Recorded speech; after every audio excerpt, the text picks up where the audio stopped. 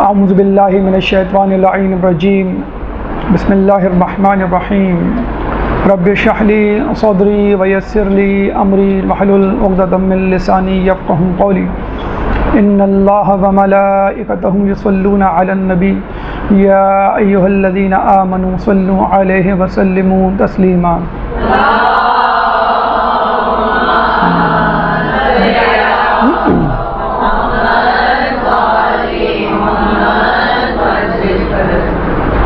جیسے کہ آپ لوگوں کو معلوم ہے کہ 15 شعبان نیمہ شعبان شب بدھ کو ہے، اور انشاءاللہ ہم سب اس رات کو شب بیداری کریں گے، امام سے راز و نیاز کریں گے، امام کے نام عریضہ لکھیں گے، اور تمام شیعان علی پوری دنیا کے کونے کونے میں امام کے ظہور کی دعا کریں گے۔ لیکن اس کے ساتھ ساتھ یہ بھی ضروری ہے کہ جہاں امام کے ظہور کی دعا کی جائے وہاں خود امام کے ظہور کے لیے عملی طور پہ اپنے آپ کو تیار کیا جائے۔ اور آپ کو معلوم ہے کہ جب کسی چیز، کسی امتحان، کسی بڑے واقعے کی تیاری کی جائے تو اگر اس میں ایک کمپٹیشن کا پہلو یا عنصر داخل ہو جائے تو تیاری دو چند ہو جاتی ہے، آدمی مزید فعال ہو جاتا ہے، خصوصی طور پہ جب وہ یہ دیکھتا ہے کہ فلاں شخص، فلاں آدمی جو مجھ سے پیچھے تھا اور اس راستے پہ چلنے کا مسافر ہی نہیں تھا، وہ مجھ سے بہت آگے نکل گیا ہے یا آگے جا رہا ہے، تو آدمی اور زیادہ مستعد اور چاق و چوبند ہو جاتا ہے کہ یہ میرا استحقاق ہے کہ میں آگے نکلوں، کیونکہ میں پہلے سے اس راہ پر موجود ہوں اور امام کا حقیقی معترف ہوں، امام کی حقیقی معرفت رکھتا ہوں۔ چنانچہ انتظار مہدی کے حوالے سے یہ یاد رکھ لیجئے کہ نہ صرف شیعان علی بلکہ غیر شیعہ افراد، بلکہ غیر مسلم بھی اس بات پہ یقین رکھتے ہیں کہ ایک دن ایسا آئے گا کہ جس دن ایک نجات دہندہ پوری دنیا کو ظلم و ستم سے نجات دلائے گا اور اس دنیا کو عدل و انصاف سے اس طرح بھر دے گا جیسے یہ ظلم و ستم سے بھری ہوئی ہوگی۔ چنانچہ انتظار مہدی اور ادیان عالم، یہ ہمارا آج کا موضوع ہے کہ جس میں ہم غیر شیعہ ادیان یا غیر اسلام ادیان کے حوالے سے گفتگو کریں گے اور یہ بتلائیں گے کہ دنیا میں موجود دوسرے مذاہب میں امام زمانہ کے حوالے سے کس طرح کا انتظار، کس طرح کی شخصیت کا ذکر موجود ہے۔ لیکن اس سے پہلے مقدمتاً کچھ باتیں آپ کے گوش گزار کرنا ضروری ہیں کہ نظریہ انتظار کیا ہے۔ کچھ لوگوں کے نزدیک یہ نظریہ انتظار باطل ہے اور وہ یہ کہتے ہیں کہ ہمیں کسی کا انتظار نہیں کرنا چاہیے، خود سے کوشش کرنی چاہیے، اور کسی نجات دہندہ کا انتظار وہ لوگ کرتے ہیں یا کر رہے ہیں جو کہ سست اور کاہل ہیں، جو کہ ترقی نہیں کرنا چاہتے، جو کہ بیوقوفوں کی جنت میں رہتے ہیں، جنہوں نے ایک جنت دوزخ کا حیبلہ اور خواب اپنے ذہنوں میں سجایا اور اس جنت کی خواہش میں جی رہے ہیں، اور مستعدی، فعالیت، ترقی، حرکت ان کے اندر نام کو نہیں پائی جاتی۔ اس کا جواب سب سے پہلے سن لیجئے، وہ یہ کہ اگر امام کا انتظار کرنے والے جنت کے متلاشی اور متمنی لوگ سست اور کاہل ہیں تو ہم نے تو تاریخ میں یہ دیکھا ہے کہ انبیاء کا ساتھ دینے والے ہمیشہ یہی لوگ تھے جنہوں نے جنت کا خواب دیکھا، جنہوں نے امام زمانہ کا خواب دیکھا، اور تاریخ گواہ ہے کہ سب سے زیادہ مشکلات، پریشانی، صعوبتیں، ذلت، اہانت، قربانیاں انہی لوگوں نے دی ہے جن لوگوں نے انبیاء کا ساتھ دیا، جبکہ اس کے مخالف میں جو لوگ تھے وہ بادشاہوں، حکمرانوں، حوث پرستوں کے اعلی کار تھے، اور ان کو صرف دنیا سے سروکار تھا، ان کو دنیا میں فساد پھیلانے سے سروکار تھا۔ جبکہ انبیاء کا ساتھ دینے والوں نے ہمیشہ دنیا میں امن قائم کرنے کی کوشش کی ہے، لوگوں کی مدد کرنے کی کوشش کی ہے، اپنا حصہ دوسرے لوگوں کو دینے کی کوشش کی ہے، لوگوں کو ظلم سے روکا ہے اور لوگوں سے ان کا حق ان تک پہنچایا ہے، لوگوں کو ان کا حق ان تک پہنچایا ہے۔ تو پہلی بات تو یہ کہ جو امام کا انتظار کر رہے ہیں وہ سست اور کاہل لوگ نہیں ہیں، بلکہ مستعد اور فعال لوگ ہیں، اور تاریخ اس بات کی گواہ ہے۔ اب وہ لوگ جو منتظر ہیں اور انتظار مہدی کے حق میں ہیں، اب ان کی دلیل سنیے۔ یہ تو دلیل تھی ان لوگوں کی جو منکر مہدی ہیں، جو کہتے ہیں کہ ہم کسی مہدی کو نہیں مانتے اور کوئی نجات دہندہ نہیں آئے گا، ہمیں خود کچھ کرنا ہے، اور یہ سب سست کاہلوں کی باتیں ہیں۔ اس کا جواب ہم نے مختصراً دے دیا۔ اب آئیے ہم لوگوں کا، ان لوگوں کا نظریہ کہ جو کہتے ہیں کہ امام مہدی آئیں گے اور ہم ان کے منتظر ہیں۔ اس ضمن میں کسی آیت قرآنی اور روایت معصوم کو دینے کی ضرورت نہیں، کیونکہ ہمارے مخاطب وہ لوگ ہیں جو دین پہ یقین ہی نہیں رکھتے، جو قرآن پہ یقین ہی نہیں رکھتے، ایتھیسٹ لوگ، ملحد لوگ، کافر لوگ، دشمنان دین ہیں۔ تو ان کو ایک سادہ سا، مختصر سا، عقلی، لاجیکل آنسر دینے کے بعد ہم گفتگو آگے بڑھائیں گے۔ وہ یہ کہ دیکھیں، دنیا میں ہر عاقل و بالغ اور سلیم الفطرت شخص یہ کہتا ہے کہ اگر نیکی برحق ہے، سچ بولنا صحیح ہے، دوسروں کے کام آنا ایک اچھی بات ہے، اللہ کی عبادت ایک اچھی صفت ہے، تو تمام نیکیاں اور خوبیاں ایک اچھی چیزوں میں شمار ہوتی ہیں، تو دنیا کا لیڈر، دنیا کا رہنما اس شخص کو ہونا چاہیے کہ جس میں ساری اچھی صفات موجود ہوں۔ ہر انسان، چاہے وہ اچھا یا برا، وہ چاہتا ہے کہ اس کا لیڈر، اس کا رہنما جس کے پیچھے وہ چل رہا ہے، وہ تمام نیکیوں کا، تمام صفات کا مالک ہو۔ جب بھی ہم دیکھتے ہیں کہ لوگوں نے ان لوگوں کا ساتھ دیا، نیک لوگوں نے ان لوگوں کا ساتھ دیا کہ جو نیکی اور تقوی کا ممبر، مرکز اور محور دے، مجموعہ دے۔ دنیا کے ہر زمانے میں نیک لوگوں کے گروہ نے اپنے اپنے زمانے کے نیک ترین انسانوں یعنی انبیاء کا ساتھ دیا، کیونکہ سب وہ یہ سمجھتے ہیں کہ دنیا پر نیکی کا، نیکوکاروں کا غلبہ ہونا چاہیے۔ اب رہا یہ سوال کہ نجات دہندہ کا انتظار ہونا چاہیے یا نہیں، نجات دہندہ ہونا چاہیے یا نہیں، ایسا رہنما لیڈر ہونا چاہیے جو لوگوں کو ظلم و ستم سے آزاد کروائے یا نہیں۔ تو ہم یہ کہتے ہیں کہ یہ تو خود آپ کے ذہن کے نہا خانوں میں بھی یہ بات موجود ہے۔ جو لوگ خدا پہ یقین نہیں رکھتے، جو اسلام کو نہیں مانتے، جو انبیاء کو نجات دہندہ نہیں کہتے، وہ بھی یہی کہتے ہیں کہ ہمارے ذہنوں میں ایک ایسا حیبلہ، ایک ایسا تخیل، ایسا خیالی کردار یا ہیرو تو ہے کہ جو لوگوں کو ظلم و ستم سے آزاد دلواتا ہے۔ جب بھی ہم دیکھتے ہیں کہ دنیا میں اس پر کہانیاں لکھی گئیں، ناولز لکھے گئے، موویز بنائی گئی، یہ جتنے بھی کردار ہم کو نظر آتے ہیں جو سپر نیچرل پاورز اپنے اندر رکھتے ہیں، یہی کردار اصل میں انسان کی اس تخیلاتی دنیا کا منہ بولتا ثبوت ہے۔ کیوں لوگ ٹارزن کی کہانی، مارک آف زورو کی کہانی، اسپائڈر مین، آئرن مین، بیٹ مین، یہ تمام موویز میں جو کردار دکھائے جاتے ہیں کیوں پسند کرتے ہیں؟ کیونکہ اس میں ایک ایسا کردار ہوتا ہے جو سیلف لیس ہوتا ہے، بے غرض ہوتا ہے، جس کو اپنی نہیں فکر ہوتی، بس یہ فکر ہوتی ہے کہ میں کسی طرح کسی کی مدد کروں۔ جہاں بھی وہ دیکھتا ہے کہ کوئی انسان کسی مصیبت میں مبتلا ہے، کسی بیماری میں مبتلا ہے، کسی حادثے کا شکار ہے، تو یہ افراد جن کو اس دنیا کی تخیلاتی کمیٹی نے یا مصنفین نے یا دانشوروں نے گڑھا ہے، ان تمام ہیروز کو ہر کوئی پسند کرتا ہے۔ کوئی یہ نہیں کہتا کہ یہ میرے ہیرو نہیں ہیں، ہر کوئی یہ کہتا ہے کہ یہ میرا ہیرو ہے اور ایسا انسان ہونا چاہیے۔ اگر ایسا ہو جائے تو کیا؟ تو ہم یہی کہتے ہیں کہ آپ نے تخیلاتی ہیروز کو گڑھ کر لوگوں کے سامنے پیش کر دیا اور لوگوں نے ان گڑھی ہوئی کہانیوں کو، فلموں کو، ہیروز کو قبول کر لیا۔ ہمارے پاس تو ایک زندہ جیتا جاگتا ہیرو موجود ہے جس کے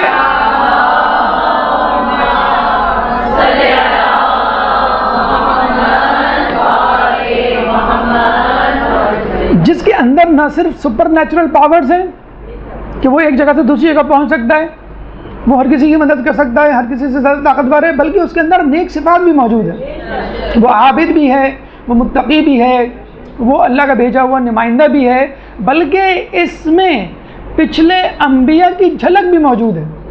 جس طرح پچھلے انبیاء آتے تھے، آج کل کی ہیروز اور نجات دہندہ کو اگر آپ لیں تو ان ہیروز ان نجات دہندہ میں کبھی بھی کسی بھی کردار میں کسی نبی کی جھلک نظر نہیں آئے گی، لیکن ہمیں فخر ہے کہ ہم جس نجات دہندہ کا انتظار کر رہے ہیں اس کے اندر پچھلے انبیاء کی جھلک موجود ہے، اس کا رابطہ، اس کا خاندان، اس کی نسل کا سلسلہ رسول اللہ سے پہلے انبیاء سے جا کے ملتا ہے۔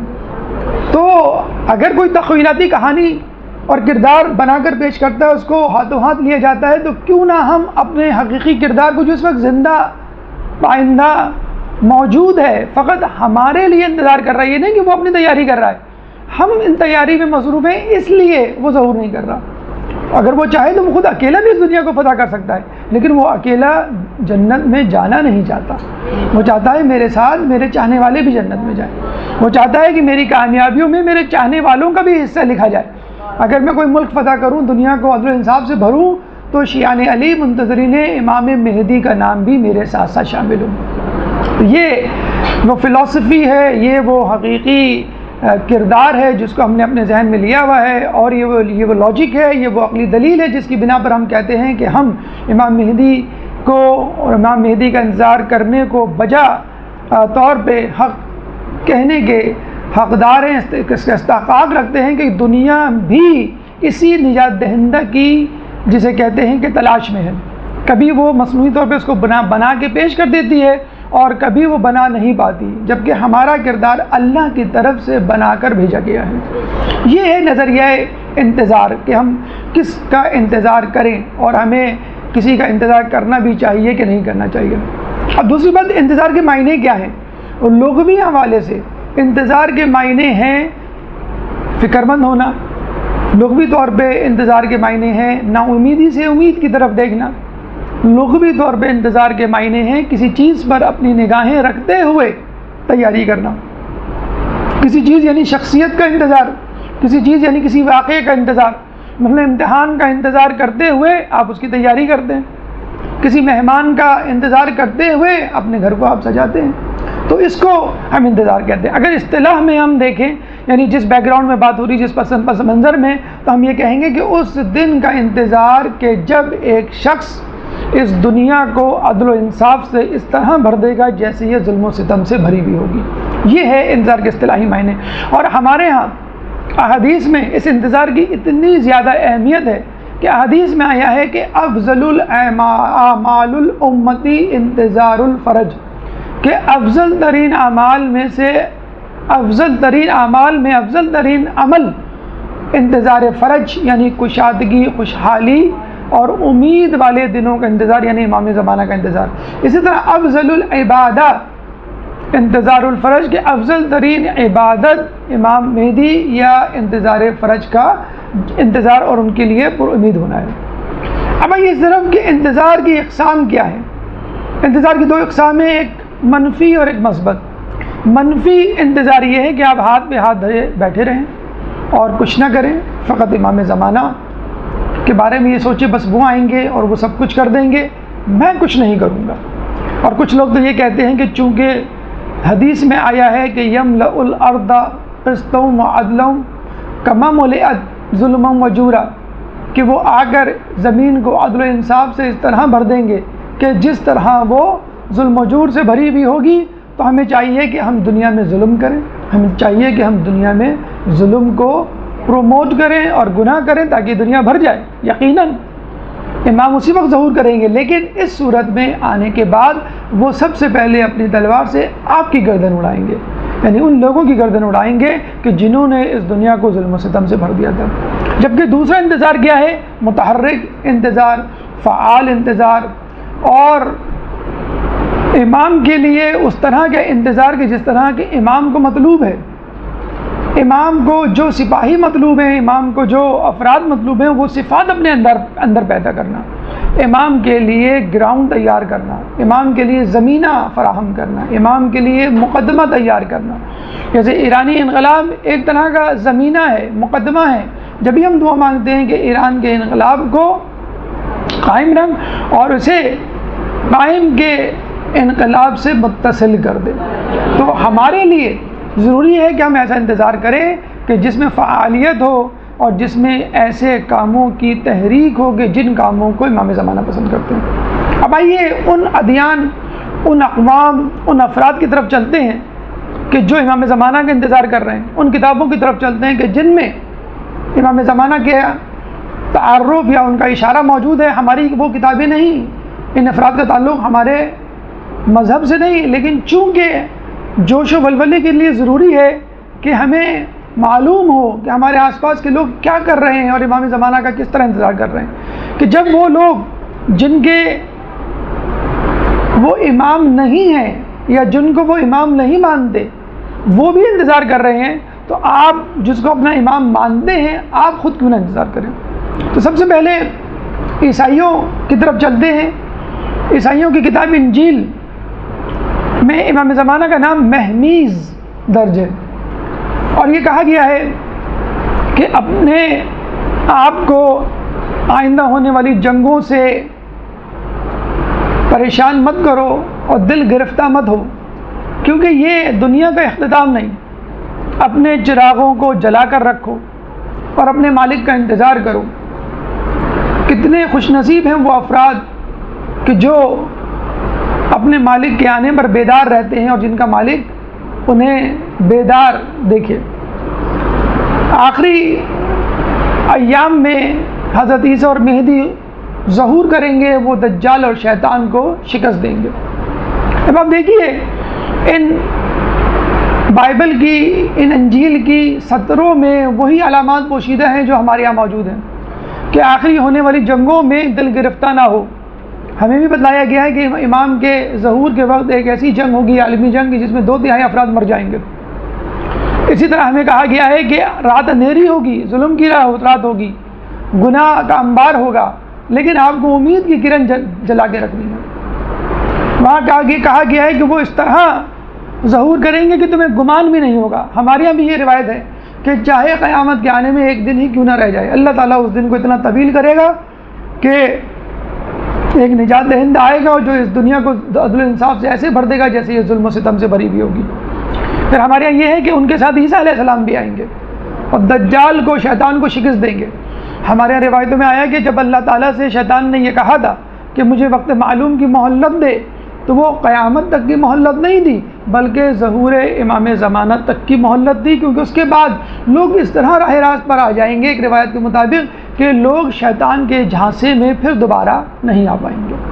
تو یہ وہ روایت ہیں جو انجیل میں موجود ہیں۔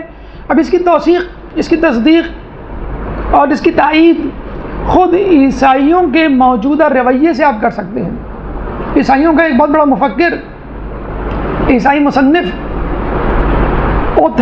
باب اوتھیل اپنی کتاب دی لاسٹ پوپ نامی کتاب میں لکھتا ہے کہ موجودہ پوپ فرانسس اس دنیا عیسائیت کے آخری پوپ ہیں اور اس کے بعد کوئی اور پوپ نہیں بنے گا۔ تو لوگوں نے کہا کیوں؟ تو اس نے بتلایا کہ وہ تمام نشانیاں اور علامات جو امام مہدی کی ہیں وہ ظاہر ہو چکی ہیں، ہونے والی ہیں، اور خود پوپ فرانسس جو اس وقت موجودہ پوپ ہے اس کی زندگی ہی میں وہ علامات پوری ہو جائیں گی اور عیسیٰ اور مہدی کا ظہور ہو جائے گا، اور اس کے بعد خود ان کی حکومت ہوگی، موجودہ پوپ فرانسس کی نہیں ہوگی۔ اور وہ خود یہ کہتا ہے کہ ایک موجودہ آنے والی جنگ اتنی شدید جنگ ہوگی کہ جس میں دنیا کی کثیر تعداد مر جائے گی، اور اس جنگ کو وہ نام دیتے ہیں آرماگیڈون۔ آپ کو یاد ہوگا کہ فرانس میں کچھ عرصے پہلے بم دھماکے، شوٹنگ کے واقعات اور ہجوم پر گاڑی چڑھا دینے کے واقعات ہوئے تھے جس میں کافی لوگ مر گئے تھے اور پے در پہ واقعات ہو رہے تھے۔ تو وہاں پر اس وقت موجود پوپ فرانسس نے باقاعدہ یہ اسٹیٹمنٹ کہا تھا، وہ اسٹیٹمنٹ خود میں نے اپنی آنکھوں سے پڑھا تھا، اور اس میں انہوں نے یہ کہا تھا کہ آرماگیڈون شروع ہو چکی ہے۔ عام عیسائی دنیا، مفکر، مصنف، دانشور تو یہ کہتے ہیں آرماگیڈون ہوگی، لیکن پوپ فرانسس نے یہ کہہ دیا ہے کب 2-4 سال پہلے جب فرانس میں یہ سب واقعات ہو رہے تھے، پوپ فرانسس نے یہ کہہ دیا ہے کہ آرماگیڈون شروع ہو چکی ہے، عالمی جنگ شروع ہو چکی ہے کہ جس میں ممالک ایک دوسرے کے خلاف نبرد آزما ہوں گے۔ اگر آپ غور کریں کہ دنیا میں اس وقت کہیں نہ کہیں جنگ چل رہی ہے، کسی نہ کسی ملک میں جنگ چل رہی ہے، اور اگر کوئی ملک اس جنگ سے خالی ہے، یعنی اس کے ملک میں جنگ نہیں ہو رہی، تو وہ ملک خود اس جنگ میں شریک ضرور ہے۔ مثلا جنگ کہاں کہاں ہو رہی ہے؟ یمن میں ہو رہی ہے، جنگ جو ہے وہ لبنان میں ہو رہی ہے، جنگ جو ہے وہ عراق میں ہو رہی ہے، جنگ جو ہے وہ شام میں ہو رہی ہے، جنگ جو ہے وہ افغانستان میں ہو رہی ہے۔ کہاں نہیں ہو رہی؟ سعودیہ میں نہیں ہو رہی، لیکن سعودیہ یمن میں موجود ہے۔ کہاں نہیں ہو رہی؟ پاکستان میں نہیں ہو رہی، لیکن پاکستان خود وہ 40 یا 39 ممالک کے اتحاد میں موجود ہے۔ امریکہ میں نہیں ہو رہی، لیکن امریکہ خود جو ہے وہ شام میں میزائل گرا رہا ہے۔ فرانس اور انگلینڈ میں نہیں ہو رہی، وہ خود امریکہ کی نیٹو فورس کے ساتھ دنیا میں جنگ میں ملوث ہے۔ تو دیکھا جائے ڈائریکٹلی انڈائریکٹ دنیا کا ہر ملک، رشیا میں نہیں ہو رہی، رشیا خود کسی نہ کسی، ایران میں نہیں ہو رہی، لیکن ایران خود کسی نہ کسی جنگ میں موجود ہے، پراکسی وار جسے کہتے ہیں۔ تو دنیا خود آٹومیٹیکلی دو کیمپس میں ڈیوائڈ ہو چکی ہے۔ ایک وہ کیمپ ہے جس کا لیڈر امریکہ ہے، جس کے ساتھ یورپی ممالک ہیں، جس کے ساتھ آل سعود ہے، جس کے ساتھ دوسرے عرب ممالک ہیں جن کو آل سعود نے خرید لیا، اور دوسری طرف ایران اور وہ لوگ کہ جو ان ممالک کے، جو کہ امریکہ کے جھنڈے تلے یا امریکہ کی چھتری تلے جمع ہوئے ہیں، اس کے خلاف ہے۔ تو یہ وہ جنگ ہے جو شروع ہو چکی ہے، ظاہراً باقاعدہ جنگ شروع ہونا باقی ہے، لیکن آرماگیڈون شروع ہو چکی ہے۔ عیسائی مفکرین اور خود پوپ فرانسس یہ کہہ چکے ہیں کہ جنگ شروع ہو چکی ہے، اور پوپ فرانسس اس وقت اپنے دور کے آخری پوپ ہوں گے۔ خدا آیت اللہ بہجت یہ بات کہہ چکے ہیں کہ میں جوانوں نہیں، اپنے دور کے بزرگوں کو یہ خوشخبری سنا رہا ہوں کہ امام کا ظہور ہونے والا ہے۔ ایک درود پڑھ دے محمد علیہ۔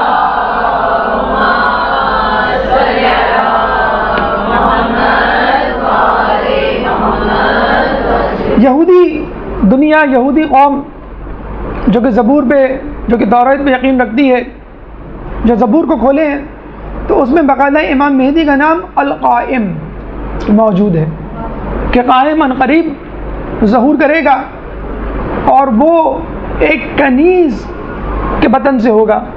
جیسے کہ ہم جانتے ہیں کہ امام کی جو مادر تھی وہ تھی تو ملیکہ، لیکن کنیزی کی بھیس میں نرجس کے نام کے ساتھ امام کے گھر میں آئی تھی، تو لوگوں کو یہ اشتباہ ہے کہ وہ کنیز تھی، حقیقت میں نہیں تھی، بہرحال ایک اشارہ تو موجود ہے۔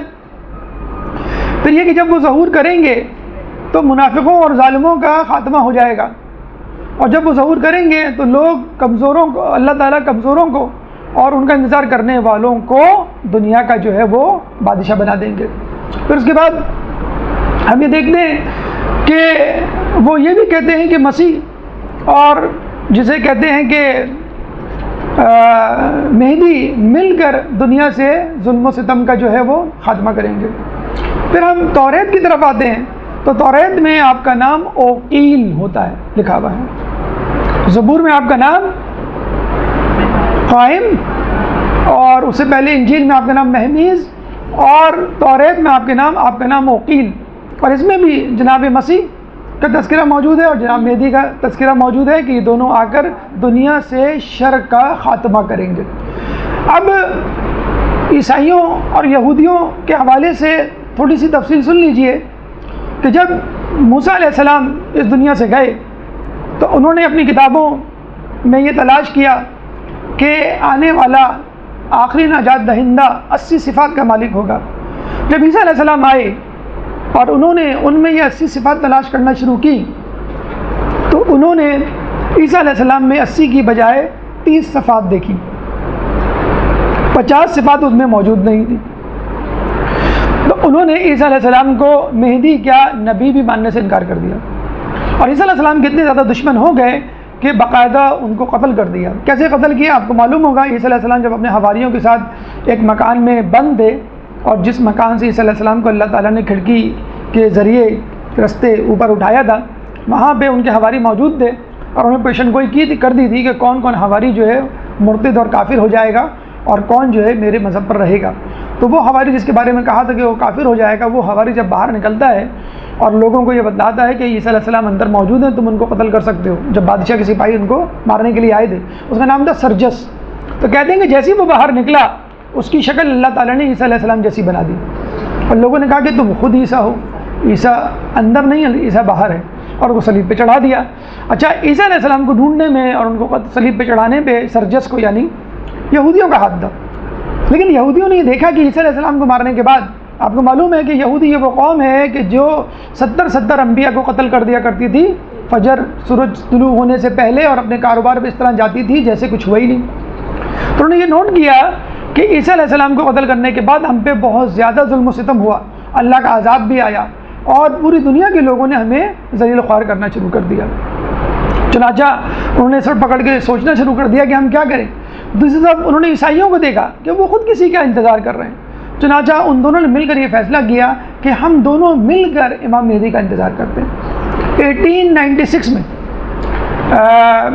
تھیوڈرل رسل نامی شخص نے ایک کتاب ایک صہیونی ازم کے نام سے ایک نظریہ پیش کیا، اور یہ کہا کہ ہمیں امام زمانہ کے لیے، امام مہدی کے لیے ایک زمین لینی چاہیے، ایک ملک بنانا چاہیے، تاکہ جب امام آئیں تو ہم ان کو اس ملک میں ویلکم کریں، پھر وہاں سے ایک فوج تیار کریں، اور پھر وہ فوج پوری دنیا پہ جا کر حملہ کرے اور ان کا ہم ساتھ دیں۔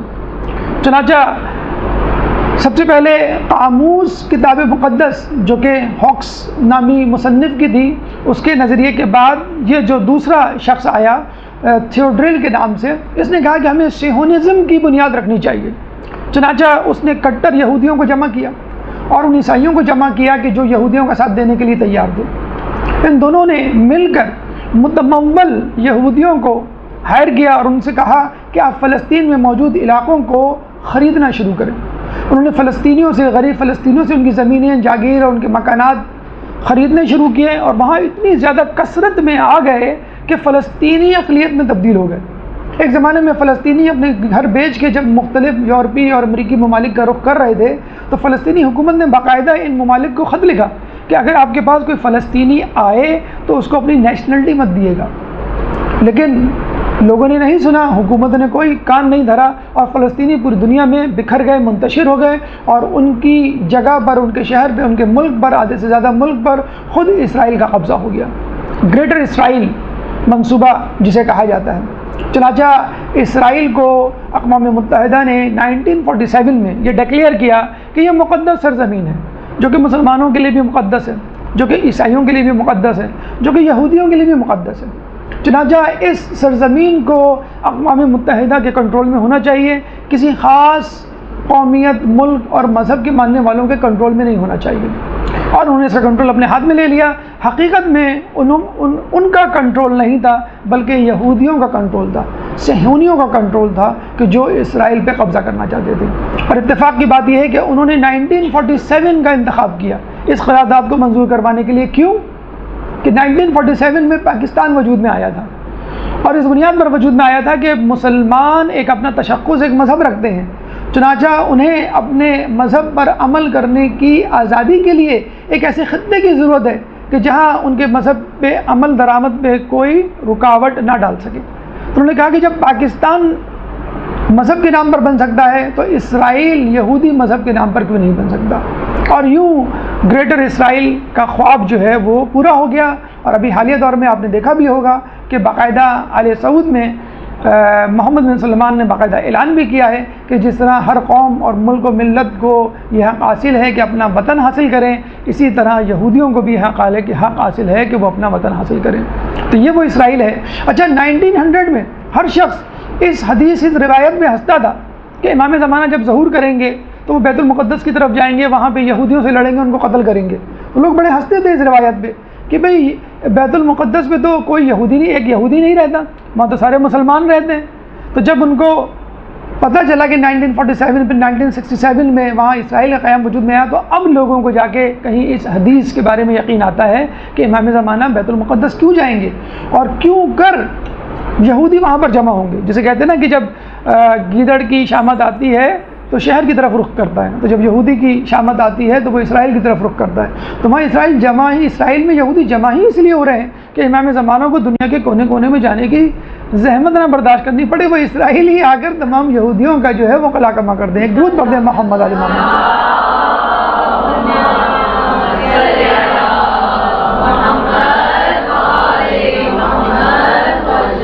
یہودی اور عیسائی مذہب کے بعد زرتشت ایک مذہب ایران میں، جس کے ماننے والے اپنی کتابوں میں پڑھتے ہیں کہ آنے والے کا نام جو کہ دنیا پہ حکومت کرے گا اس کا نام خسرو ہوگا۔ اچھا، مختلف کتابوں میں، مختلف مذاہب میں، مختلف اقوام میں، ادیان عالم میں امام زمانہ کے مختلف نام ہیں، لیکن فیچرز، اسٹریٹجی، منصوبہ بندی اور ان کا کارنامہ یا ان کے کام وہی ہیں جو ہماری کتابوں میں، اور ہمارے یہاں زیادہ تفصیل سے اس کا تذکرہ موجود ہے، کیونکہ اوروں کی کتابوں میں، حتیٰ کہ غیر شیعہ مسلم کتابوں میں بھی امام کا اوریجن، امام کی ولادت، امام کا خاندان، امام کی نسل کا کوئی تذکرہ نہیں ہے، جبکہ ہمارے ہاں اس کی پوری تفصیل جو ہے وہ موجود ہے۔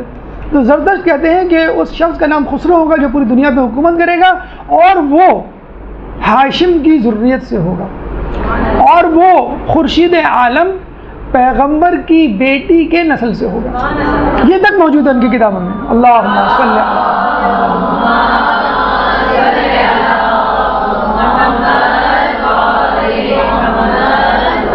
پھر وہ کہتے ہیں کہ دنیا میں ہمیشہ سے اہریمان اور ایزدان کی جنگ چلتی رہی ہے۔ اہریمان یعنی شر پسند عناصر، اور ایزدان یعنی خیر والے عناصر، اور ہمیشہ اہریمان کو ایزدان پر فتح حاصل ہوتی رہی ہے، لیکن آخری زمانے میں ایزدان کے ساتھ اللہ کا نمائندہ اور اللہ کی نصرت بھی شامل ہو جائے گی، اور وہ ہمیشہ کے لیے اہریمان پر غالب آ جائیں گے، کیونکہ اہریمان دنیا کی تو طاقت ہے، آسمان کی نہیں، جبکہ ایزدان دنیا کی بھی طاقت ہے اور آسمان کی بھی طاقت ہے۔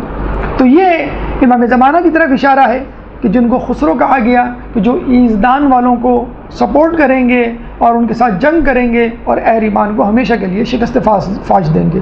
خود ہندوؤں کی کتاب میں امام زمانہ کا نام منصور موجود ہے۔ منصور یعنی فتح حاصل کرنے والا، نصرت یا مدد کرنے والا۔ تو ان کے بارے میں کہا جاتا ہے کہ ان کے ہاں بہت سارے پیغمبر، خود ان کے پیغمبر جن کو یہ کہتے ہیں کہ یہ خدا کی طرف سے آئے ہوئے ہوں گے، شوقمنی ایک پیغمبر ان کا گزرا ہے کہ جس نے کہا کہ آخری دور میں ایک شخص آئے گا کہ جو اس پوری دنیا پر غلبہ حاصل کرے گا، اور پوری دنیا کے لوگ ایک مذہب پر جمع ہو جائیں گے۔ اب کس مذہب پر جمع ہو جائیں گے اس کا تذکرہ تفصیل سے ان کے پاس موجود نہیں۔ تو یہ مذاہب، اس کے علاوہ دیگر چھوٹی چھوٹی اقوام جو مختلف ممالک میں بکھری ہوئی پڑی ہوئی ہیں، ان کے بھی کسی نہ کسی نام سے امام زمانہ، امام مہدی کا تذکرہ موجود ہے۔ مثلا ایران کے جو قدیم افراد ہیں جو بہت سالوں سے، ہزاروں سالوں سے وہاں موجود ہیں، ان کا یہ کہنا ہے کہ آخری زمانے میں ایک شخص جس کا نام آسپا گرز ہوگا وہ ظہور کرے گا کابل کے پہاڑوں میں۔ یہ سب کچھ موجود ہے پرنٹ آؤٹ کی صورت میں، اگر نہ بھی لکھیں تو کوئی ایسا فرق نہیں پڑے گا۔ تو آسپا گرز اس کا نام ہے، جو کابل کے پہاڑوں میں اس وقت موجود ہے، اور 1,00,000 فرشتے اس شخص یعنی نجات دہندہ یا آسپا گرز کی حفاظت کر رہے ہیں، اور وہ سو رہا ہے، اور جب وہ جاگے گا تو پوری دنیا پر غلبہ حاصل کرے گا۔ اس کے علاوہ اسکینڈینیوین کنٹریز، آپ نے سنا ہوگا فن لینڈ ہے، ناروے ہے، سویڈن ہے، یہ جو یورپ کی طرف، انگلینڈ سے اوپر نارتھ کی طرف واقع ہیں، جو بہت سرد علاقے ہیں، ان کے بارے میں کہا جاتا ہے کہ ان کے یہاں جو نجات دہندے کا نام ہے وہ اودین ہے یا اوڈین ہے، کہ جو آ کر اس دنیا پر غلبہ حاصل کرے گا اور اس پوری دنیا کو جو ہے عدل و انصاف سے بھر دے گا۔ سینٹرل امریکہ، مرکزی امریکہ میں کوتز کوتل نامی شخص کا تذکرہ موجود ہے، جو اس دنیا پر آ کر حکومت کرے گا، غلبہ حاصل کرے گا اور اس دنیا سے ظلم و ستم کو جو ہے وہ مٹا دے گا۔ چائنا کی قدیم آبادی کرشنا نام کے شخص کو اپنی کتاب میں پڑھتی ہیں کہ جب وہ آئے گا تو دنیا سے ظلم و ستم کا خاتمہ کر دے گا۔ اسی طرح یونانی قوم کے بارے میں کہا جاتا ہے کہ کالو یبرگ نامی شخص آئے گا کہ جو برائیوں کا خاتمہ کرے گا اور برے لوگوں کو اس دنیا سے مٹا دے گا۔ اس کے بعد ہمارے ہی مذہب اسلام سے تعلق رکھنے والے غیر شیعہ مسلک کا نظریہ آپ کو معلوم ہے کہ وہ بھی امام مہدی پر یقین رکھتے ہیں، لیکن وہ یہ کہتے ہیں کہ امام زمانہ یا امام مہدی امام حسن علیہ السلام کی نسل سے ہوں گے، اور جس طرح امام حسن علیہ السلام نے حاکم شام سے معاہدہ کر کے یا صلح کر مسلمانوں میں اتحاد قائم کیا اور مسلمانوں کے 2 گروہوں کو لڑائی کرنے سے روکا، اسی طرح جب امام مہدی آئیں گے تو وہ اپنے جد امام حسن کی طرح مسلمانوں کے 2 گروہوں کو، شیعہ اور غیر شیعہ گروہوں کو متحد کر دیں گے، اور ان کے درمیان لڑائی ہمیشہ کے لیے ختم ہو جائے گی، اور یہ دونوں متحد ہو کر ان لوگوں کے خلاف جنگ کریں گے کہ جو اسلام کے خلاف ہوں گے۔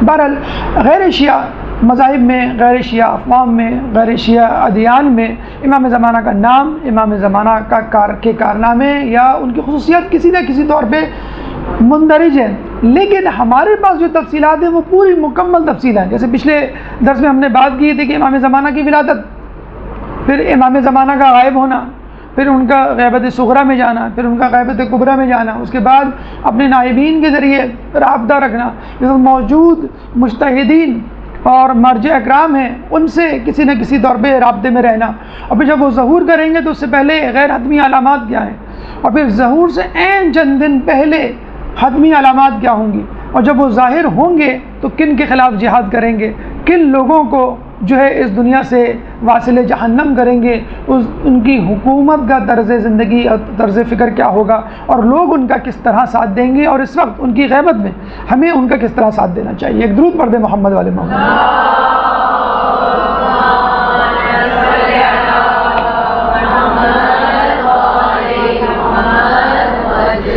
یہ تو تھی مختصر تفصیل ان لوگوں کے بارے میں کہ جو غیر شیعہ فرقے سے تعلق رکھتے ہیں، لیکن کسی طرح ہر انداز سے کسی نہ کسی انداز سے امام زمانہ کا انتظار کر رہے ہیں۔ لیکن یہاں یہ بھی بات ذہن میں رکھنی چاہیے کہ یہ تمام لوگ جو امام زمانہ کا انتظار کر رہے ہیں اپنے اپنے طور پر اپنی اپنی کتابوں میں موجود صفات کی بنیاد پر امام زمانہ کا انتظار کر رہے ہیں۔ اب ظاہر سی بات ہے قرآن کے علاوہ تمام کتابیں تحریف شدہ ہیں، حتیٰ کہ انجیل، توریت، زبور، تو یہ جو آسمانی کتابیں ہیں وہ بھی تحریف شدہ ہیں، تو زرتشتیوں کی کتابیں، ہندوؤں کی کتابیں، یونانیوں کی یا چینیوں کی کتابیں کتنی زیادہ تحریف شدہ ہوں گی۔ اگر فرض کر لیجئے تحریف شدہ کتابوں میں، تحریف شدہ مواد میں تحریف شدہ خصوصیات کا حامل کوئی شخص آ جاتا ہے بن کر، یہ دعویٰ کرتا ہے کہ میں امام مہدی ہوں، تو پھر کیا ہوگا؟ کیونکہ وہ لوگ تو ان کے ساتھ چل دیں گے اور کہیں گے ہاں بھئی تم ہماری کتابوں کے عین مطابق ہو۔ تو یہاں یہ آپ کو بتلانا مقصود ہے کہ لوگوں نے نظریہ مہدی یا مہدویت کا غلط فائدہ اٹھایا ہے۔ جس طرح انبیاء کے بعد جھوٹے نبی اور ان کے دعوے دار پیدا ہوئے، اسی طرح امام زمانہ کے ظہور سے پہلے، ان کی آمد سے پہلے ان کے دعوے دار شروع ہو جائیں گے۔ نبیوں کے بارے میں دیکھیں ان کے جانے کے بعد دعوے دار پیدا ہوئے، لیکن یہاں امام زمانہ کے ظہور سے پہلے امام مہدی کے دعوے دار شروع ہو جائیں گے۔ کہتے ہیں کہ اچھا یہ باقاعدہ ایک چیپٹر ہے، باقاعدہ ایک موضوع ہے، ایک ڈسکشن کا عنوان ہے المہدیون کے نام سے۔ اگر آپ انٹرنیٹ پہ جائیں تو المہدیون کے نام سے باقاعدہ ایک عنوان ہے جس کے تحت اس پہ بحث ہوتی ہے کہ کن کن لوگوں نے کن کن مقامات پر کن حالات میں اپنے امام زمانہ ہونے کا جو ہے وہ دعویٰ کیا۔ خود مسلمانوں میں نہیں، عیسائیوں اور یہودیوں میں بھی ایسا ہوا ہے کہ مختلف زمانوں میں مختلف لوگوں نے امام مہدی ہونے کا دعویٰ کیا ہے۔ عیسائیوں میں اب تک 12 جعلی یا جھوٹے مہدی پیدا ہو چکے ہیں اور ان کا رد ہو چکا ہے، وہ اپنے کافر کردار کو پہنچ چکے ہیں۔ اسی طرح یہودیوں میں 24 امام زمانہ کے جھوٹے دعوے دار پیدا ہو چکے ہیں جنہوں نے اپنے آپ کو امام مہدی کا جو ہے وہ دعویٰ کیا تھا لوگوں کے سامنے، اور وہ اپنے کافر کردار کو پہنچ چکے ہیں۔ خود مسلمانوں میں امام مہدی کے دعوے دار پیدا ہوتے رہے ہیں اور مزید پیدا ہوں گے۔ خود امام زمانہ کے حقیقی ظہور سے پہلے بھی کہتے ہیں کہ امام مہدی کا دعویٰ کرنے والوں کی کثرت ہوگی۔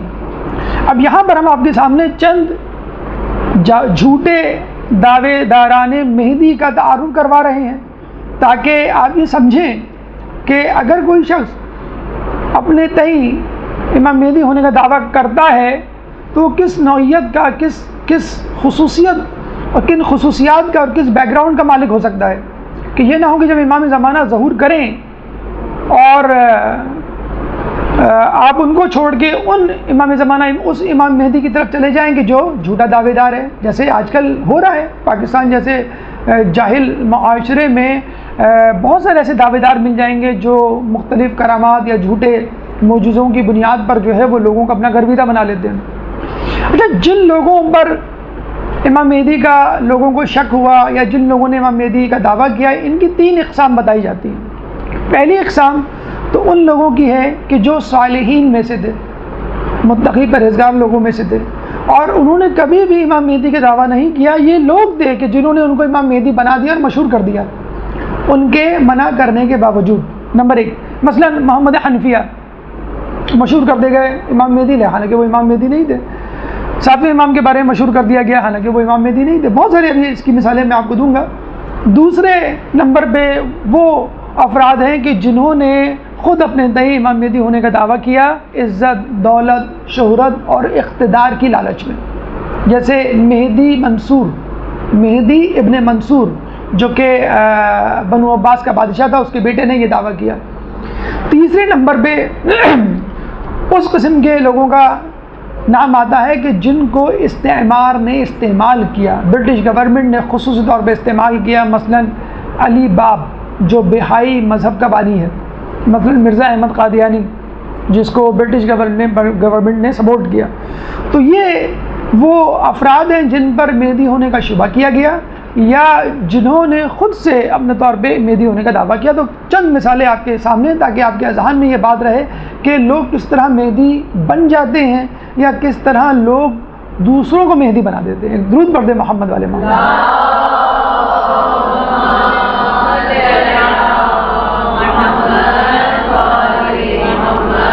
دیکھیے دنیا میں سب سے پہلے جس شخص پر مہدی ہونے کا دعویٰ کیا گیا، یعنی جس پر مہدی کا لیبل لگایا گیا اور یہ کہا کہ یہ مہدی ہیں، حالانکہ اس شخص نے کبھی اپنے آپ کو مہدی نہیں کہا، وہ تھے محمد ابن حنفیہ، جناب حنفیہ کے صاحبزادے محمد.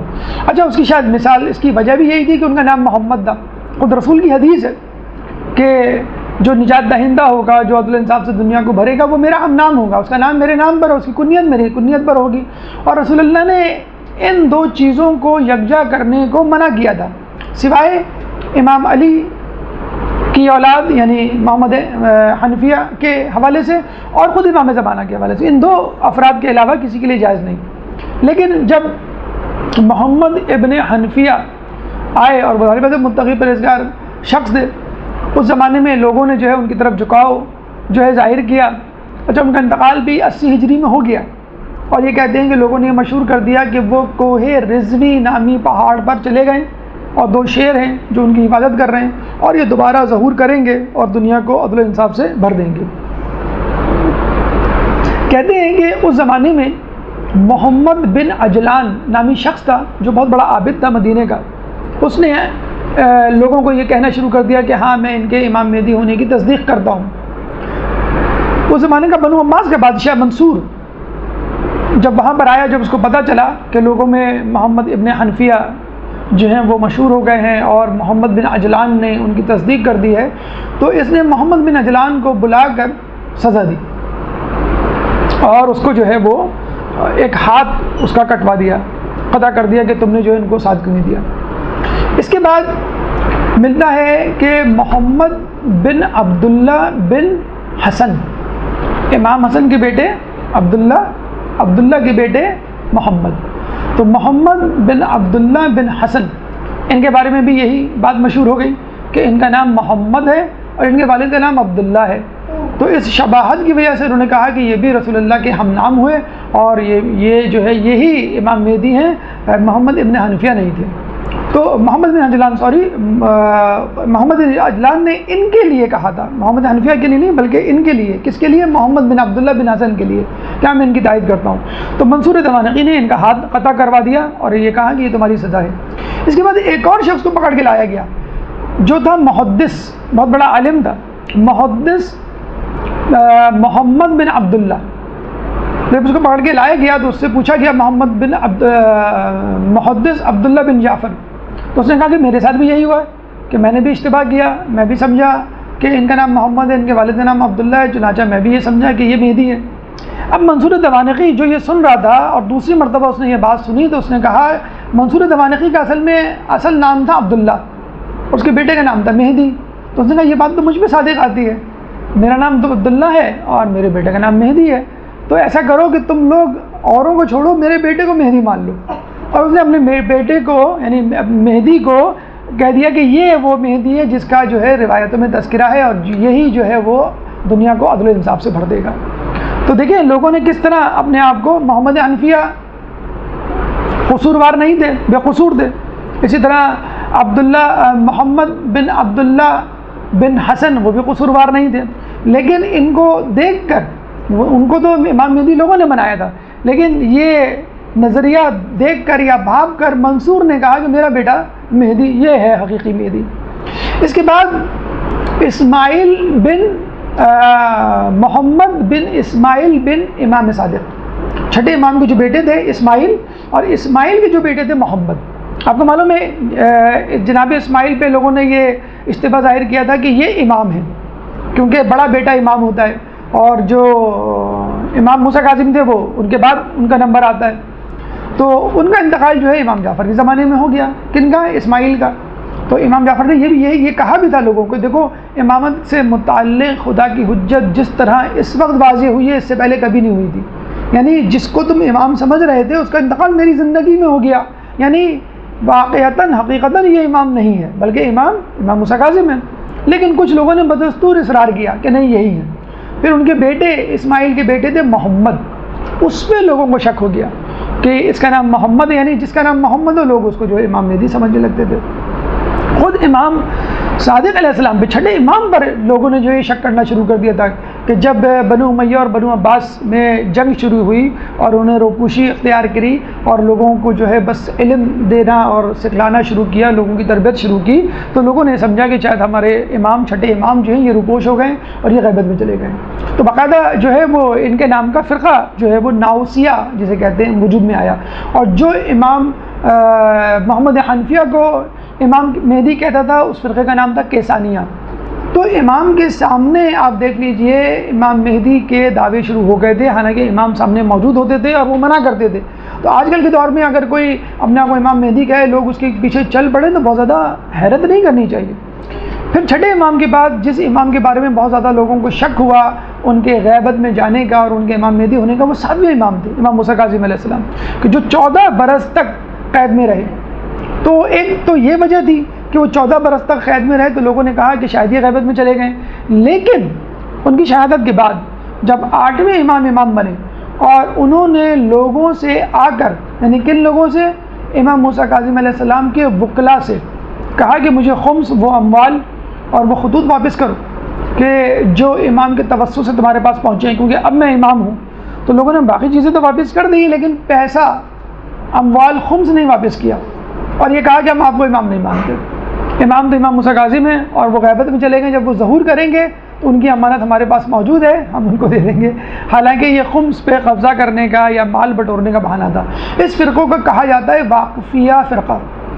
واقفیہ نکلا ہے وقف سے، وقف یعنی ٹھہر جانا، واقفیہ یعنی جو ٹھہر جائے، ٹھہرنے والا. تو انہوں نے کہا کہ یہ جو ہے وہ ہمارے امام مہدی ہیں. اس کے بعد محمد بن امام نقی علیہ السلام، امام نقی کے جو بیٹے تھے محمد، پھر وہی نام کا اشتباہ ہوا کہ رسول نے کہا تھا کہ جو نجات دہندہ ہوگا وہ میرا ہم نام ہوگا. تو انہوں نے پھر جو ہے، حالانکہ امام نقی موجود تھے اور ان کے بعد امام حسن عسکری جو ہے امام بنے، لیکن اس کے باوجود کہ دونوں امام موجود ہیں، ایک امام جا چکا ہے آپ کے سامنے، ایک امام اس وقت موجود ہے، اس کے باوجود لوگوں نے امام نقی کے بیٹے محمد کو اپنا امام یعنی نجات دہندہ یا امام مہدی مان لیا. خود امام حسن عسکری علیہ السلام کے بارے میں ملتا ہے، کیونکہ انہوں نے آئندہ کے دور کے لیے یعنی خود امام زمانہ کے لیے راہ ہموار کرنے کے حوالے سے خود اپنے طور پہ بہت زیادہ اپنے آپ کو محدود اور مقید کر لیا تھا. اپنے طور پہ بہت کم لوگوں سے ملا کرتے تھے، تو لوگوں نے ان کے بارے میں شک شروع کر دیا کہ یہ شاید غیبت میں چلے گئے. اچھا، جب ولادت ہوئی تھی 12ویں امام کی تو وہ بڑی خفیہ ولادت تھی، ہم نے آپ کو بتایا تھا، بہت کم لوگوں کو، بہت ہی قریبی لوگوں کو بتایا تھا، عام پبلک کو نہیں بتایا تھا، کہ جو کمزور ایمان کے تھے یا فتنہ پھیلا سکتے تھے. تو وہ بھی ان کی تعداد کثیر تھی. انہوں نے یہ کہا کہ شاید امام جو ہے وہ غیبت میں چلے گئے ہیں، کیوں کہ 12ویں امام کی ولادت کا تو ہمیں پتہ ہی نہیں چلا، تو 12واں امام تو ہے ہی نہیں، تو 11واں امام ہی غیبت میں چلا گیا ہے. جب وہ واپس آئے گا تو ہم پھر اس کے ہاتھ پہ بیعت کریں گے. تو یہ خود ایک فرقہ جو ہے وہ وجود میں آ گیا. تو یہ آئمہ کے حوالے سے آپ نے دیکھا کہ خود اماموں کو امام مہدی کہہ دیا گیا، حالانکہ انہوں نے خود کبھی کلیم نہیں کیا، چھٹے امام نے کلیم نہیں کیا، امام نقی نے، امام حسن عسکری علیہ السلام، امام موسیٰ کاظم نے، کسی نے نہیں. اس طرح ان کے اہل بیت، ان کے اہل خانے میں سے کسی فرد کو جس کا نام محمد ملا، محمد بن اسماعیل، محمد بن امام نقی، ان کو جو ہے ان پر لیبل لگا دیا کہ یہ ہے امام مہدی ہیں۔ آپ خود دیکھ لیجئے، بڑا اچھا جملہ، بڑی اچھی بات لوگ علماء دانشور اس موقع پر کہتے ہیں کہ امام مہدی کا دعویٰ کرنا، جھوٹا دعویٰ کرنا امام مہدی کا، اس بات کی دلیل ہے کہ اصلی امام مہدی موجود ہے۔ جبھی تو نقل مارکیٹ میں موجود میں آتی ہے، لوگ نام کا فائدہ اٹھاتے اور ایک کاپی لوگوں کے سامنے پیش کرتے ہیں۔ اب حالیہ دور میں یا قریبی دور میں جو گزرے ہیں ان کے 2 نام میں آپ کو اور لے لوں، پھر اس گفتگو اختتام کریں۔ ویسے تو اس کی پوری لسٹ ہے، مطلب 21 امام مہدی جو ہے گزرے ہیں یا جن پر لیبل لگایا گیا ہے، مطلب جو اپنے زمانے میں مشہور و معروف رہے ہیں۔ اس کے علاوہ پتہ نہیں کتنے امام مہدی ہیں جو مختصر سے وقفے میں یا محدود علاقے میں رہے ہوں گے اور اس دنیا سے چلے گئے ہوں گے۔ اب سنیے 3 امام مہدی کا اور آخر میں تذکرہ کر دیں۔ مرزا احمد قادیانی جو کہ 18ویں صدی کے آخر میں اور 19ویں صدی کے شروع میں 1906 میں غالباً اس کا انتقال ہوا، 1835 میں یہ پیدا ہوا اور بہت ہی جینیس آدمی تھا۔ دیکھیں مہدی بنتے کیسے ہیں، یعنی سو کالڈ مہدی یا مہدی کا دعویٰ لوگ جو کون کرتے ہیں؟ ایک جاہل آدمی کبھی بھی نہیں کرے گا، ایک عام آدمی کبھی بھی نہیں کرے گا، ایک عالم آدمی کرے گا۔ اچھا یہ بھی ایک عجیب بات ہے کہ یہ بھی ممکن ہے کہ عالم آدمی امام مہدی کا دعویٰ کرے اور یہ بھی ممکن ہے کہ عالم آدمی امام مہدی کا منکر ہو جائے۔ یہ بھی ہے، اس کی دونوں مثالیں موجود ہیں، اس کی بھی مثالیں ہم آپ کو دیتے ہیں۔ تو مرزا احمد قادیانی کے بارے میں کہا جاتا ہے کہ 1835 میں پیدا ہوا، بہت جینیس تھا اور اس کا تعلق جو ہے وہ فارس سے تھا، فارسی بہترین بولتا تھا، عربی بہترین آتی تھی اور اس کے والد بھی عالم تھے اور اس نے اپنے زمانے میں بہت سارے علماء سے جو ہے وہ علم حاصل کیا تھا اور اتنا زیادہ جسے کہتے ہیں کہ علمیت کا حامل تھا کہ اس نے بڑے بڑے مناظرے کیے تھے، عیسائیوں کے ساتھ مناظرے کیے اور ان کو پچھاڑا، پھر جو ہندوؤں کے ساتھ مناظرے کیے پھر ان کو پچھاڑا، ان کو مات دی، پھر بعد میں جسے کہتے ہیں نا کہ شیطان علم رکھتا تھا، لوگ کہتے ہیں نا کہ بھائی سب کچھ موجود ہے لیکن پھر بھی کچھ لوگ جانتے بوجھتے ہمارے مذہب کو کیوں نہیں اختیار کرتے، تو ہم یہی کہتے ہیں کہ بھائی شیطان کو بھی تو سب کچھ معلوم تھا لیکن کیا تکبر میں آ گیا۔ تو بس ایسے لوگ جو علم کے حامل ہوتے ہیں تکبر میں آ جاتے ہیں۔ اب یہ تکبر میں آ گیا کہ میں عیسائیوں کو پچھاڑ سکتا ہوں، میں جو ہوں وہ ہندوؤں کو پچھاڑ سکتا ہوں، کہ مجھے لگتا ہے کہ اللہ نے مجھے منتخب کر لیا اور میں کچھ ہوں۔ ہمارے یہاں بھی کچھ ایسے لوگ موجود میں آ جاتے ہیں نا، بڑی جلدی نماز شب پڑھنا شروع کیا، 2-4 خواب دیکھ لیے، 2-4 بد دعائیں دیں اور وہ صحیح ثابت ہو گئی تو لوگوں نے کہا بھائی ہم بڑے پہنچے ہیں، میری بد دعا نہ لینا ورنہ میں جس کو بد دعا دے دوں اور میرے ساتھ جو ہے جو لڑائی کرتا ہے وہ نیست نابود ہوتا ہے اور وہ جہنم میں جائے گا وغیرہ وغیرہ۔ اچھا اس نے 2-4 پیشن گوئیاں بھی کر دی تھی اور وہ پیشن گوئیاں بھی جو ہے وہ ثابت ہو گئی صحیح۔ مثلا ایک عیسائی سے اس کا مناظرہ ہوا، وہ ہار گیا، اس نے کہا یہ میری زندگی میں مر جائے گا اور وہ مر گیا۔ یہ کوئی ایسی بڑی مطلب پیشن گوئی اور وہ نہیں تھی میری زندگی میں مر جائے گا۔ اچھا کہتے ہیں کہ مرزا احمد قادیانی کے زمانے میں انٹرکام نیا ایجاد ہوا تھا، انڈیا نہیں پہنچا تھا، یہ کس طرح انگلینڈ سے اس نے منگا لیا انٹرکام۔ تو کہتے ہیں کہ اس کا جو ریسیپشنسٹ تھا وہ انٹرکام پہ ملاقاتی کی پوری تفصیل معلوم کر لیتا تھا، آپ کا نام کیا، آپ کے باپ کا نام کیا، آپ کیوں آئیں، آپ کا تعلق کہاں سے وغیرہ وغیرہ۔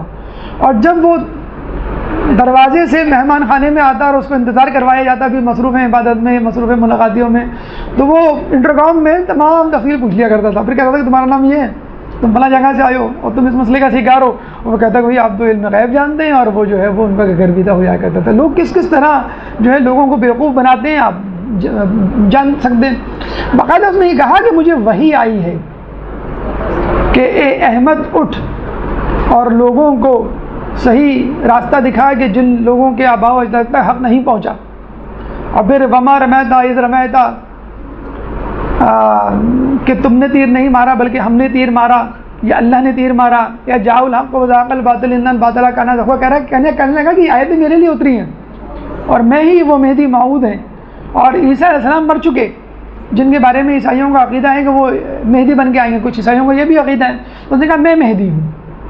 پھر اس کو اس پر بھی صبر نہیں ہوا، اس نے کہا نہیں مجھے مزید پروموشن چاہیے، تو لوگوں سے اس نے کہا کہ میں 40 دن کا چلہ کاٹنے جا رہا ہوں اور اس دوران تم انتظار کرنا، میں اللہ سے ارتباط کروں گا جیسے رسول اللہ غار حرا میں جاتے تھے، اور پھر میں دیکھوں گا کہ اللہ مجھے کیا حکم دیتا ہے۔ تو اس نے ایک مسجد میں جا کر اس کی چھت پر 40 دن تک چلہ کاٹا اور 40 دن کے بعد آیا تو اس نے 2 گھنٹے عربی میں خطبہ دیا، اور لوگ کہتے ہیں کہ ایسا لگ رہا تھا کہ اس کو الہام ہو رہا ہے، اب ان لوگوں کے حالات پڑے تو تھوڑی دیر کے لیے آدمی بھی ڈگمگا جائے کہ یہ کیسے لوگ تھے. عالم فاضل، بہت زیادہ علم رکھنے والے، حافظ، ہر قسم کی جسے کہتے ہیں کہ جہل سے علم کو گرفت کرنے والے، لیکن کیا حب جاہ کا شکار ہو گئے. تو 40 دن بعد یہ آیا تو اس نے یہ کہا کہ مجھ پر وحی اتری ہے کہ اب ہم نے تم کو نبی بنا دیا. تو اس کی ترقی ہو گئی. اس نے کہا میں امام نہیں، میں اب جو ہوں نبی بن گیا ہوں، اور رسول اللہ جو تھے وہ آخری نبی نہیں تھے، وہ آخری نبی میں ہوں، اور جس کے بارے میں جو ہے وہ قرآن میں آیا ہے. تو بہرحال خیر وہ اس دنیا سے چلا گیا، لیکن مہدی کا دعویٰ کرنا اور اس کا سلسلہ جاری رہا. گور شاہی یہ تو ابھی اسی صدی میں 2006 میں ان کا انتقال ہوا ہے کہ یہ بھی سکر میں کسی جگہ پہ رہتے تھے. ان کو بھی تصوف کا بہت شوق تھا. یہ لوگوں کے پاس گئے، پیروں کے پاس گئے، مزاروں کے پاس گئے، لیکن ان کی مراد بھر نہیں آئی. تو خود ان کو الہام ہو گیا کہ تم خود ہی نجات دہندہ ہو. تو انہوں نے جو ہے لوگوں کو جو ہے وہ اپنے پاس جو ہے وہ جمع کرنا شروع کر دیا، اور یہ بھی کہہ دیا کہ چاند پر میری تصویر موجود ہے، حجر اسود بھی میری تصویر موجود ہے. جب لوگ ان کو مارنے کو دوڑے تو یہ انگلینڈ چلے گئے، پھر وہاں سے جا کے اپنے لوگوں کو کنٹرول. یہ اتفاق کی بات ہے کہ قادیانیوں کو بھی انگلینڈ کنٹرول کر رہا تھا، اور مرزا یہ گوہر شاہی کو بھی انگلینڈ والوں نے کنٹرول کیا. ایک آپ نے سنا ہوگا مہدی کا دعوے دار تھا علی باب، جس نے بہائی مذہب کی بنیاد رکھی. کہاں پہ؟ شیراز میں، ایران میں. یہ فقط 30 سال کی عمر میں انتقال کر گیا. اس 30 سال میں اس نے ماشاءاللہ اتنی ترقی کی، ہم منتظر مہدی نہیں بن سکتے، ہم وہ 30 سال میں مہدی بن گیا. تو اس نے جو یہ دعویٰ کر دیا کہ میں مہدی ہوں اور لوگ جو ہیں وہ میرے ہاتھوں پر بیعت کریں. لوگوں نے جو ہے وہ دھڑا دھڑ اس کے ہاتھ پہ بیعت کرنی شروع کی، اور برٹش گورنمنٹ کا کہتے ہیں کہ ہاتھ تھا اس کو مہدی بنانے میں، اور اس نے جو ہے وہ کتابیں بھی لکھنا شروع کی. اس زمانے میں ایک عورت تھی. اب عورتوں کا بھی کردار سن لیجیے. آپ لوگ کہتے ہیں کہ ہم کچھ نہیں کر سکتے، ہم کیا کریں گے امام کے لیے. اب آپ سنیں دیکھیے کہ عورت جب کرنے پہ آئے تو کیا. اس زمانے میں ایک عورت تھی زرین تاج، اس کا نام تھا اصل، لیکن قرۃ العین کے نام سے وہ بعد میں مشہور ہوئی، اور بہت بڑی شاعرہ تھی. ہمارے جو شاعر ہیں جان ایلیا وہ اس سے بہت متاثر تھے. تو وہ بھی تقریباً اسی دور میں پیدا ہوئی تھی، اور مجتہد باپ کی بیٹی تھی. آیت اللہ برغبانی غالباً ان کا نام تھا ان کے والد کا. لیکن ظاہر بات ہے بچپن سے کتابیں دیکھی تھی، لیکن ہر بات میں کیوں اس کی رٹ ہوا کرتی تھی. جب اس کو پتہ چلا کہ علی باب نے مہدی کا دعویٰ کر دیا تو اسے خطا کتابت کی، اس سے بہت متاثر ہوئی، اور اس نے باقاعدہ بہائی مذہب کا پرچار شروع کر دیا.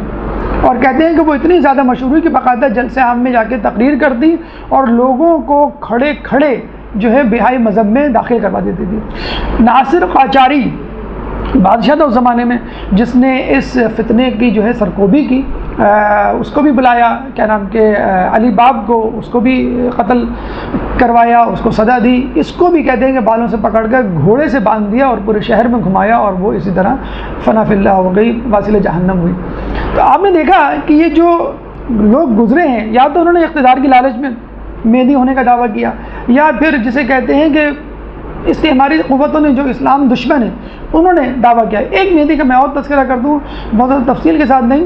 1979 میں شاید آپ نے سنا ہو، 1979 میں خانہ کعبہ پہ قبضہ ہوا تھا، اور اس قبضے کے لیے پاکستانی کمانڈوز گئے تھے، اور انہوں نے وہ قبضہ جو ہے وہاں سے بچایا تھا. تو جہنی قبیلہ تھا سعودی عرب کا، اس نے وہاں پہ قبضہ کیا تھا، اور محمد جہومنانی یا محمد جہنی نامی شخص نے اپنے امام مہدی ہونے کا دعویٰ کر دیا تھا کہ میں امام مہدی ہوں اور میرا ظہور ہو چکا ہے، اور میں جو ہوں دنیا میں عدل و انصاف دوں گا. کیونکہ عدل و انصاف تو خود سعودیہ میں نہیں ہے. سعودیہ جہاں پہ خانہ کعبہ موجود ہے، جہاں پہ مدینہ منورہ موجود ہے، حجاز اور نجد میں، تو حقیقی اسلام میں لے کر آؤں گا. تو جو آل سعود تھے عبدالعزیز کے اولادوں میں سے، انہوں نے کہا کہ ہم نے 1930 میں سعودیہ پہ قبضہ تو کر لیا ہے، اور آل سعود کو اس کا مسئول بھی بنا دیا ہے، لیکن حقیقی اسلام تو ہم بہرحال نہیں لا سکے. عبدالوہاب کی بنیاد پر ہم نے تھوڑا بہت وہابی مذہب تو پھیلا دیا ہے، لیکن وہ ایک فرقہ واریت کے طور پر ہم نے اس کو پھیلایا ہے، لیکن حقیقی اسلام تو نہیں ہے. تو محمد جہنی نے کہا کہ تم لوگ جو ہے وہ حقیقی اسلام لے کر آؤ، تب میں جو ہے خانہ کعبہ کو آزاد کروں گا. تو کہتے ہیں کہ پاکستانی کمانڈوز گئے تھے اور باقاعدہ جو ہے وہ اس کو آزاد کروایا تھا خانہ کعبہ کو. پھر اس نے کہا تھا کہ اب ہم جو ہے حقیقی طور پہ اسلام کو متعارف کروائیں گے. 1979 میں جو سعودیہ میں انقلاب آیا تھا، آج محمد بن سلمان اسی انقلاب کو وائنڈ اپ کر رہا ہے. اور کہہ رہا ہے کہ ہم اس انقلاب کو واپس لیتے ہیں، ہمیں آزادی کی طرف جانا ہے، ہمیں لبرلائزیشن کی طرف جانا ہے۔ وہابی مذہب جو ہم نے امریکہ اور استعمار کے کہنے پر پھیلایا تھا وہ اب ہم نہیں پھیلائیں گے۔ اب جو ہے ہم لوگوں کو ایک ماڈریٹ اور روشن خیال مسلمان کے طور پر متعارف کروانا چاہتے ہیں۔ تو اب دیکھیے کہ دنیا میں جتنے نشیب و فراز آئے امام مہدی کے حوالے سے یا نبیوں کے دعوے داروں کے حوالے سے، وہ کتنے خطرناک تھے اور لوگوں کی ایک کثیر تعداد گمراہ ہوئی ہے۔ جب سامری کے کہنے پر 6 لاکھ میں سے 5.5 لاکھ افراد گمراہ ہو سکتے ہیں تو ہم لوگوں میں سے افراد کیوں نہیں گمراہ ہو سکتے؟ اس کا بہترین طریقہ کیا ہے؟ اس کا بہترین طریقہ یہ ہے کہ خدا کے بعد رسول، رسول کے بعد ائمہ، ائمہ کے بعد مراجعین اکرام، مجتہدین کا دامن تھام لیجئے تاکہ بیچ میں کوئی گیپ، کوئی خلا نہ رہے۔ دیکھیں پانی یا حملہ اسی وقت سے ہوتا ہے جب کوئی مورچہ خالی ہو۔ خدا موجود ہے، خدا کے بعد انبیاء موجود ہیں، انبیاء کے بعد رسول اللہ، رسول اللہ کے بعد ائمہ، ائمہ کے بعد نائبین۔ ائمہ کے نائبین کون ہیں؟ مجتہدین ہیں۔ اگر آپ نے ان سے رابطہ توڑ لیا اور اپنے آپ کو خود ساختہ طور پہ مجتہد قرار دے دیا، اپنے طور پہ یہ کہہ دیا کہ نہیں میں یہ سمجھتا ہوں کہ ایسا ہونا چاہیے، ویسا ہونا چاہیے، تو اگر آپ مجتہد بھی بن جائیں گے تو شیطان آپ کو ہائی جیک کر لے گا۔ کمال حیدر بشیر نجوی کے کلاس فیلو، امام مہدی کا منکر۔ ہم نے کہا نا عالم دین ہو کر آدمی مہدی کا دعویٰ کر دیتا ہے، یہاں عالم دین ہو کے آپ امام مہدی کا انکار کر رہے ہیں۔ آیت اللہ دفاعی، مجھے جو نام یاد پڑتا ہے، امام خمینی کے کلاس فیلو، وہ امام مہدی کا منکر۔ احمد قبانچی نجف میں مدرسہ چلا رہا ہے، اپنے آپ کو جو عالم دین کہتا ہے، وہ امام مہدی کا منکر۔ تو ایسے ایسے لوگ قوم اور نجف میں رہتے ہوئے یا تو امام مہدی کا انکار کر رہے ہیں یا خود امام مہدی ہونے کا دعوے دار ہو رہے ہیں۔ تو جب یہ لوگ رائے حق سے ہٹ سکتے ہیں تو اگر ہم نے تھوڑی سی بھی غفلت، تھوڑی سی بھی بے توجہی کا اظہار کیا یا مظاہرہ کیا غیر ذمہ داری کا، تو ہم بھی ان میں سے کسی میں شامل ہو جائیں گے۔ میں آپ کو چھوٹی سی مثال دیتا ہوں کہ ابھی کچھ دنوں پہلے صدام حسین کی تدفین پر مشتمل ایک واٹس ایپ ویڈیو سرکولیٹ ہو رہی ہے۔ بڑے مزے سے لوگ کہہ رہے ہیں کہ دیکھیے ان کو 12 سال بعد اپنے آبائی گاؤں میں دفنایا گیا، لاش صحیح سلامت ہے اور چہرے پہ ویسا ہی نور جو مرتے وقت تھا۔ پتہ چلا کہ وہ پہلی تدفین کی ویڈیو کلپ تھی جو یہ کہہ کر سرکولیٹ کی گئی کہ یہ 12 سال بعد دوبارہ تدفین کی گئی ہے، ان کا جسم جو ہے بالکل سلامت ہے۔ تو آپ دیکھ لیجئے اگر انٹرنیٹ کام کا ہے تو انٹرنیٹ آپ کو انحراف کی طرف بھی لے جا سکتا ہے۔ اگر آپ کے اندر شکوک و شبہات موجود ہیں، ڈاؤٹس موجود ہیں، اشتباہات موجود ہیں، اشکالات موجود ہیں، فوراً اپنے اساتذہ، فوراً اپنے خیر خواہوں، فوراً اپنے مجتہدین سے رجوع کیجئے اور ان سے سوالات پوچھیے۔ اگر آپ نے اپنی طور پہ اپنے تئیں ان سوالات کو حل کرنے کی کوشش کی تو پھر وہی ہوگا جو اخباریوں کے ساتھ ہو رہا ہے، جو اغالیوں کے ساتھ ہو رہا ہے۔ کبھی شہادت ثالثہ وجود میں آئے گی، کبھی شہادت اربع، اور پھر کتنی 12 شہادتیں اب وجود میں آنے والی ہیں۔ تو مجتہدین سے رابطہ رکھیے، نمبر 1۔ نمبر 2 مقامی علماء سے رابطہ رکھیے۔ نمبر 3 انٹرنیٹ جتنے بھی میڈیا کے ذرائع ہیں ان میں آنے والی ویڈیوز یا اسٹیٹمنٹس، ان کو محتاط انداز سے پڑھیے، محتاط انداز سے یقین کیجئے۔ اگر تصدیق کر سکتے ہوں تصدیق ضرور کروائیے، ورنہ اس پر یقین نہیں کیجئے۔ چوتھی بات، غیر شیعہ منابع، غیر شیعہ مجالس میں بیٹھنے سے احتراز کیجئے۔ ابھی خاتون آئی کہنے لگی مجھے فلاں جو ہے وہ دعوت اسلامی والوں نے شرکت کی دعوت دی تھی، میں ان کے دعوت میں گئی، مجھے تو بہت اچھا لگا، میرے لیے نعرے لگوائے گئے۔ تو ہم نے کہا بس اسی طرح تو لوگ جو ہے گمراہ کرتے۔ تو غیر شیعہ منابع، غیر شیعہ ویب سائٹس، غیر شیعہ محفلوں میں جانے سے اعتراض کیجئے۔ یہ ان لوگوں کے لیے چھوڑ رکھیے کہ جو اسکالرز ہیں، جو علماء ہیں، جو تحقیق کے لیے ان کی کتابوں یا ویب سائٹس کا جو ہے وہ دور کرتے ہیں۔ اور آخری بات کہ اتحاد بین المسلمین ضرور ہونا چاہیے، لیکن اس سے پہلے اتحاد بین المؤمنین نہایت ضروری ہے۔ اگر ہمارے اندر اتحاد نہیں ہوگا تو ہم مسلمانوں میں بھی اتحاد نہیں ہو سکتا۔ امام مہدی کے لیے وہ تمام لوگ جو ہے ان کی تائید اور نصرت کریں گے کہ جو ان کا ساتھ دینے کے منتظر ہیں، یہ نہیں کہ جو فقط کھوکھلے دعوے کرتے ہیں۔ اور اگر ہم نے امام مہدی کا انتظار اس طرح نہیں کیا جس طرح کے حق ہے تو اللہ تعالیٰ امام مہدی کا سپاہی کسی اور کو بنا دے گا اور ہم سے یہ اعزاز چھین لے گا۔ ہے آیا یورش تاتار کے افسانے سے، پاسباں مل گئے کعبے کو صنم خانے سے۔ اللہ تعالیٰ سے دعا ہے کہ اللہ تعالیٰ ہمیں امام زمانہ کا صحیح طور پہ انتظار کرنے کی توفیق عطا فرمائے۔ اللہ تعالیٰ سے دعا ہے کہ ہمیں منکرین مہدی کے اثرات سے دور رکھ اللہ تعالیٰ سے دعا ہے کہ ہمیں امام کا سچا اور حقیقی سپاہی بنا.